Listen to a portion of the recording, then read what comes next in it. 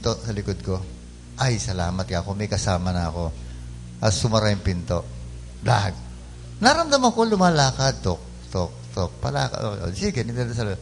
Naramdaman ko, nasa tabi ko na. Wala naman tao. Tapos naramdaman ko, dumaan sa harap ko. Tapos yung misilya kasi niya, hindi pa ganyan na silya, may kutsyon.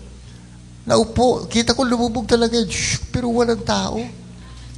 Ako, nag-cross kagad ako. Lord, sorry ha. May tao dito. Alis ako. Oo nga ba? Ano yan ha? Naka-expose ang Blessed Sacrament. Oo. Hindi ko kayo tinatakot ha. Baka mamaya pagpasok mo nag-iisa ka doon, takot ka na. Pero meron nga. Naka-experience kami doon. Sa mga retreat house, dito sa Quezon City, na nga bang pangalan ng retreat house sa may... Anong kalye ito? Yung Banawe. Ano? Manresa. Yeah. Di nagre-retreat kami doon. Mga leaders pa man din. Di, andun lang kami sa ano. Di, may makita namin, may umakyat doon sa third floor. Nasa second floor mga babae. Kami pinabayaan lang namin. Naramdaman namin, may umakyat eh. Tapos pumasok sa banyo, naligo. Shhh! Mga. Ang tagal na, umakyat kami. Ganun pa rin. Sabi namin, sino ba ito? Ang tagal na, kanina pa ito ah. Tinignan namin yung ano, nag-roll call. Wala namang nawawala. Sino yung nasa loob ng banyo? Wala, kompleto naman kami. Sabi ko, sige, akong head na. Sige, volunteer, pakikatok yung ano. Hindi na, walang nag-volunteer kumatok. Wala. Meron at meron. Tataka kami, bakit kaya ganun? Sa Good Shepherd, dito sa may papuntang Loyola, ano pa yan, may simbahan, may ganito, ganyan. Retreat house din yon. Tapos may chapel sila. May prayer group doon. Kinubida ako. Di ako naman. Doon ako, nagsalita ako. Maya-maya, siyempre, meron pa sila prayer meeting eh. Di, umuwi na ako, nauna na ako, iniwan ko na sila. Malayo-layo doon sa gate. Wala akong dalang sasakyan. Naglakad lang ako. Sabi ng guard, sino ang kasama nyo? Kako, wala ako. Lakas naman ang loob nyo. Yun ang mga nagpupunta dyan. Sabay-sabay silang umuuwi. Walang nag-iisang lumalakad simula ron hanggang dito. Sabi ko, bakit? Kasi pag ganitong oras ng gabi, may naglalakad dito, pare, walang ulo. Isipin mo. Kaya siya, nakapwesto siya doon sa gate lang. Hindi ko nagpupunta ron. Nagtaka ko sa inyo, lakas ng loob nyo. Paano di lalakas ng loob ko? Hindi ko naman alam. Ngayon alam ko na. Ngayon alam ko na, hindi ko nagagawin. Di, nahuli ko yun. Meron palang ano doon. Nag-retreat ngayon sa amin yung mga youth.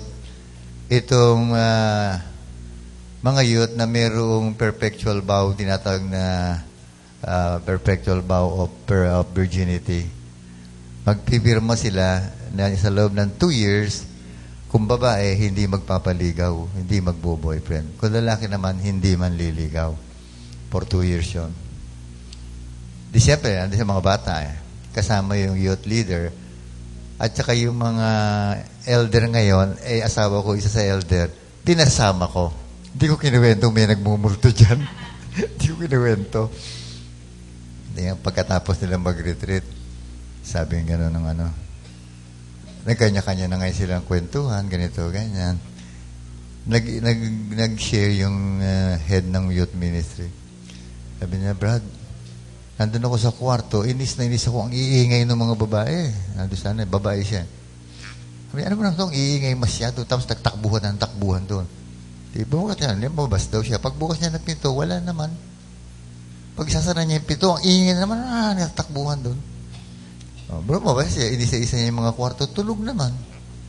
Pero pagpapasok siya ng kwarto, ang ingay, nandun sa, sabi niya, hindi na ako nakatulog, magdamag doon. Tapos, yung asawa ko nagkwento din. Sabi niya, pa, hindi mo naman sinabi. Di, maliligo daw siya. Yung kanyang relo, yung necklace, tsaka yung kwintas, tsaka yung earring, nilagay niya doon sa tukador. Wala siya kasama sa kwarto. Naligo na siya. Pagkapaligo nag-ayos siya, nawawala yung hikaw. Nawawala. Sabi niya, posible namang may magnakaw dito. Nahanap niya. Nakita niya na nandun sa ilalim na sa dulong-dulo, nakahiwala yung dalawang hikaw nandun. Sabi niya, paano kaya nangyari yun? No? Sige, aminin ko na sa iyo, may multo doon. Ba't di mo sinabi sa akin? Para nga magpunta. Pag sinabi ko sa iyo, hindi ka sasama. Yung mumulto doon. Yan nakakapagtaka, mga retreat house, adoration yung chapel, may nagmumulto. Di ko kayo tinatakot, ha? Pero meron nga. Meron, karamihan meron. Nakakapagtaka. Bakit? Kung kailan ka humihingi sila ng dasal, yun yung mga restless spirits humihingi ng dasal. Siguro nasa purgatorio pa yon. Hindi makapasok ng langit Kaya humihingi ng dasal. Pwede yun. Pwede yung mga ganun. O, ayan na. Nagdasal si Jesus sa taas ng bundok. Ano nangyari? Sige, tuloy mo basa. Kinaumagahan, tinawag niya ang kaniyang mga alagad at pumili siya ng 12 sa kanila na tinawag niyang mga apostol. Si Simon na pinangalanan niyang Pedro at si Andres na kaniyang kapatid. Sina Santiago, Juan, Felipe, Bartolome, Mateo, Tomas at Santiago na anak ni Alfeo. Si Simon ang makabayan. Si Judas na anak ni Santiago at si Judas Iscariote na naging taksil. Ayan. Titingnan mo, ha? Simpleng-simple lang yan. Pero sabi si Jesus daw umakyat sa burol, magdamag nagdasal. Bakit siya nagdasal magdamag? Humingi siya ng guidance kung sino sa mga alagad niya pipiliin niyang 12 apostol.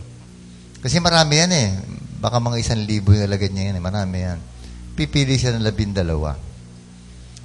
Kinaumagahan, tinawag niya ng mga alagad niya, pumili ng 12. Tingnan mo yan, ha? Magdamag ng nagdasal. Bakit nakapili pa ng Judas? Magdamag ng nagdasal. Bakit nakapili pa ng isang Judas? Ngayon, kung isa sa buhay mo yan, sa buhay mo, magdamag na nga akong nagdasal, bakit pumalpak pa? Hindi mo naintindihan. Si Jesus magdamag nagdasal, and yet para makapamili ng tama sa 12, pinakapili pa ng isang Judas na taksil. Mali ba yun? Tama yun. Kung hindi niya napili si Judas, baka hanggang ngayon naglalakad pa sa Jesus dito, hindi pa pinapako sa krus. Wala pang nagkakanulo Tama yun. Para may magkanulo at pagkatapos patay siya, muling mabuhay, mabuksan ang langit para sa atin. Sa mga katuwid, merong relasyon si Judas sa pagkakapili. Ngayon, tingnan mo ang pinili niya. Sa 12, mga pinili niya, si Simon Pedro. Si Simon na tinawag na Pedro. Si Andres. Si Juan at si Santiago, anak ni Zebedeo. Tapos si Felipe at si Bartolomeo, si Thomas, si Matthew, si Santiago anak naman ni Alphaeus. Tapos si Jude Thaddeus, Jude Iscariote, at si Simong Makabayan. Makabayan ba binanggit dyan? Okay. Tingnan mo yan, pinagsama-sama ni Jesus iba't ibang klaseng tao. Anya si Pedro. Ano ugali ni Pedro? Si Pedro, padaskul-daskul yan, di ba? Nung sinabi niya, pagkakanulo mo, hindi mangyayari yan sa buhay ko. Sabi, over my dead body. Ayan, padaskul-daskul. Isinama niya kay Thomas. Si Thomas naman, yung masyadong maduda, mahinahon, hindi ka agad naniniwala. Pag hindi ko nakita, hindi ako maniniwala. Si Doubting Thomas yun. Nagkasama isang brusko at isang mahinahon. Ngayon, si Mateo, tax collector. Therefore, ang tax collector, taong gobyerno. Biyayar yan siya, pro-Roman Empire. Tax collector Tapos, isinama niya kay Simon Makabayan. Bakit sinawag na Makabayan?